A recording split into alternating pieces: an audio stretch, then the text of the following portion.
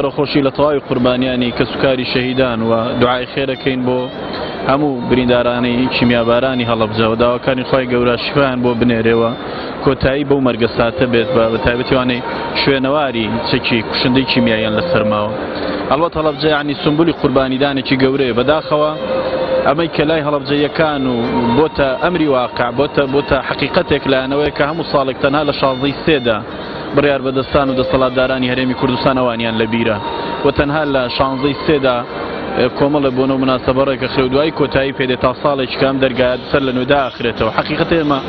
وە کۆمەڵی ئیسلامی باوەڕمان وایە کەم تەرخەمیەکی گەورە بەرامبەر بە هەڵەبجە هەیە. ئەگەرچی دڵشمان خۆشە بۆی کە لە 2 ساڵی ڕابردوودا بڕیاری بە پارێزگاکردنی هەڵەبجەدرا و خۆشبەختانە لەم 2 ڕۆژەی ڕابردووشدا بڕیاری تەفعیلکردنی ئەنجومەنی پارێزگای هەڵەبجەدرا و ئومێدەوارین کە ساڵانی ئایندە ببینین ئەم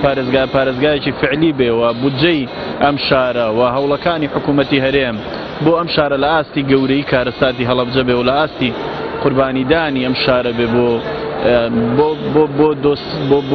کۆی پرسیینەتەوەی کورد حقیقەت ینی وا من جارێکیکەش ئەیڵێمەوە ئێمە لە بەیاننامەکەش ئاماژەمان کردو حقیقەت تەقسیرێکی گەورە لە بەرامبەر هەڵەبجە هەیە و لە بەرامبەر هەڵەبجەیەکان هەیە و لە بەرامبەر کەسوکاری شەهیدان هەیە.